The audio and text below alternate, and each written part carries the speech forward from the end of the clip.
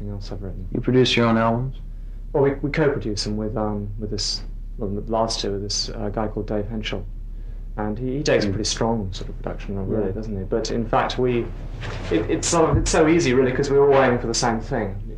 And we come into the studio, into the control room after we've done something, you know, and all we ever say is what we don't like. I mean, usually it's quite close to what we want anyway, in a way. So you can be somewhat objective then in producing yourself, because I imagine that'd be difficult.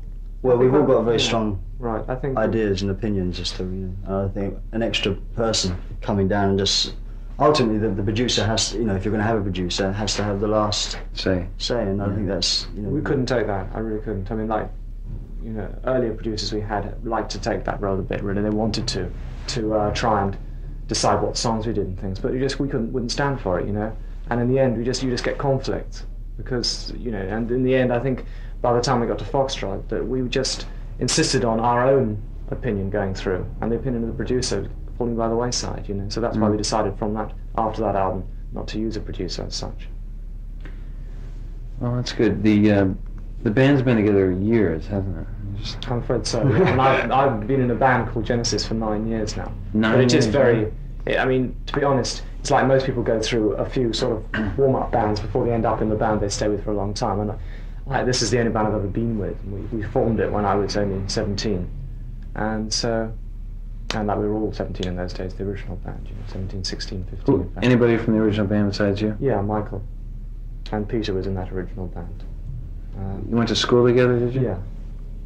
We were sort of close friends at school, and we, you know, formed the band as a result of that, really, more than anything.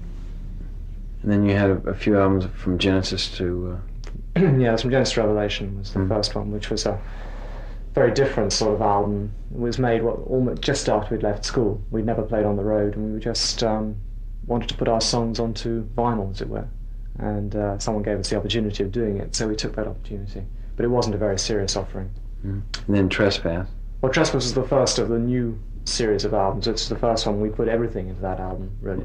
Phil, were you on that one? No, I joined as it was released. But it was kind of that. Nevertheless, the change in style happened on that album, and it was sort of a whole year's kind of work and dedication was put into that album, just in terms of writing and rehearsing and getting ourselves used to playing together on the road and things.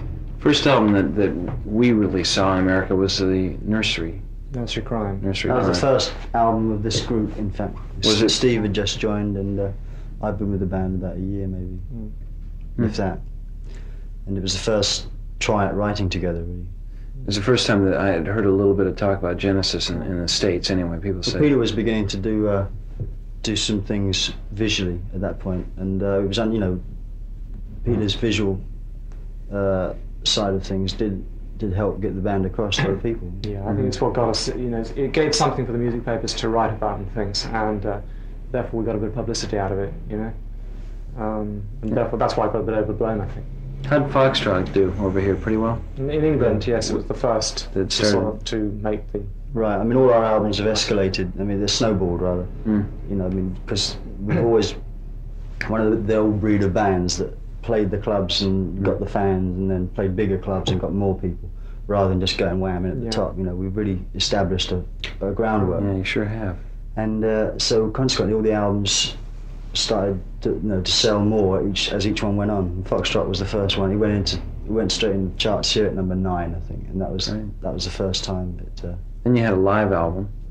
Yeah. And that helped us. I mean, again, that sort of broadened our appeal a bit in some of the European countries. It was reasonably successful in Germany and things, and it kind of, you know, each album has kind of had its country. I mean, Nursery Crime, in fact, was the one to break us in Italy, you know, and in Trespass, I think, broke us in Belgium. Each album sort of breaks us like that. It's just a curious thing, that. I don't know why. Probably the most important album, though, I don't know if you agree with me, is Selling England by the Pound, because at least in America, First American album. I think you got a hit single in Britain, in fact. Yes, we did. I know what I like. Actually, the live album was released to bridge us over between writing at Foxtrot and Selling England, because we took quite a long time for some reason. We were touring a lot, maybe. Well, Selling Them by the Pound. Yes, I think Selling It was also a very difficult album to write for us. I think it was went through quite a bad period in doing that. I mean, I didn't think it was I don't know. I mean, for me, that's not one of my favourite albums, because I think of all the sort of hardships we had when we were trying to write it and record it, and I hated that album when we finished it, you know. We had so many arguments about what we were going to have on it and things. That's funny because you meet so many people who have done a crucial album in their career, and they don't like it, or Sure. they don't feel that they're one of their strongest albums, and Well, yet, that's true. and yet fans-wise, I bet you meet a lot of people who are into Genesis who But think so many it's people, one of I your think- best albums. Yes, I think that's true. They don't necessarily like the band for what the band thinks it's best at. You know, I mean, a lot of people like Look, the heavier side of us. To be honest, people like, I mean, I know when I say I like an album, I say I like it really for the best track on it. And I think St. England's sort of best tracks are very good, you know, I mean, for me, I think they're great. But I think it has one of, perhaps, the consistency is the weakest of all our albums. So I think a couple of songs on it are really not up to scratch, you know, for me. The Battle of Epping Forest is an example, which is a song that it's got so, we loved it when we were writing it, and I think it's got a lot of great bits in it, but it just doesn't hang together. There's too much going on. And you know, a song like that can kind of put one off an album. I love the end of that though. Yeah, lots of nice bits in it. You know, What does he it's say? fun. No one survived, or something. They It's tossed good a coin. story, They isn't it? tossed a coin, and That's right. Yeah. that's real good. But there's, it was just one of those problem songs. You know, I mean, it had a lot of good ideas, and lyrically it was a great idea. But there was just a lot of a big Disjointed. story. We to worked go on over. it too hard, actually. It's one of those songs that got over-arranged and over-composed. You So know, it ended up shoved fragmented all then? in. Yeah, it just ended up a bit too bitty for me. But a lot of people like that because they don't mind sort of schizophrenic thing. They sort of sit there and kind of doing this all the time, and they think, great, I like that.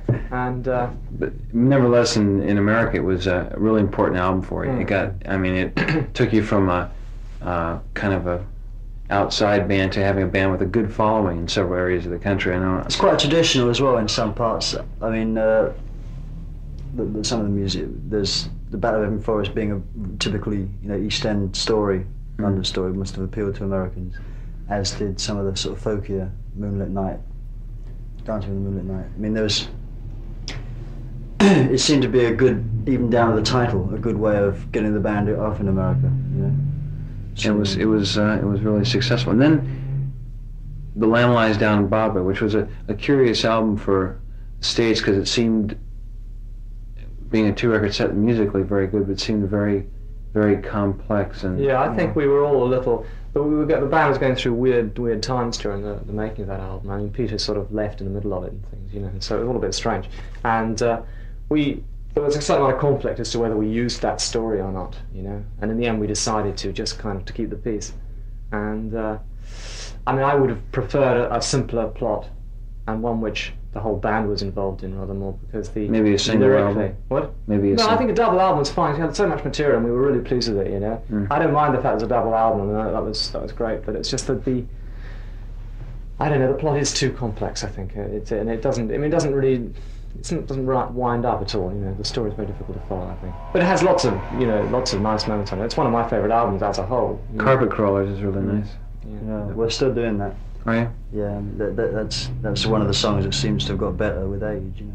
Yeah. But it's a nice album. I just thought that it perhaps was kind of it left a lot of people wondering what exactly it was all about. Well, I mean, in terms of our growth in America, it put us, a bit of a ground to a halt a little bit. I mean, in retrospect, it's turned out to be one of our biggest selling albums, but it's just at the time. Really?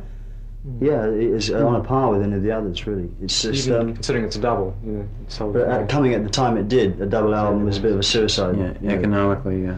Yes, that was the. I mean, the Americans didn't like it. The record company said that we were fools to release a thing, you know, with a double album, just because it costs more and everything, and people aren't ready for it yet. We're shipping half as many copies. This is a double album, all that kind of stuff. Which is great.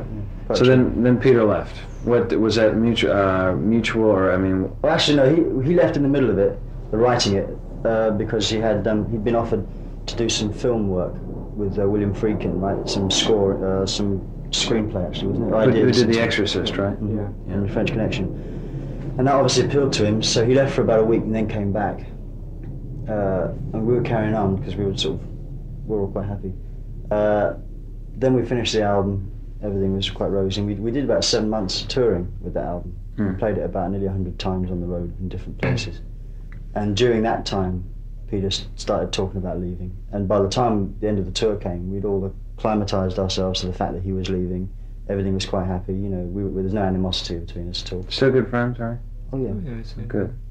And So by the time the news got out, which was like well into the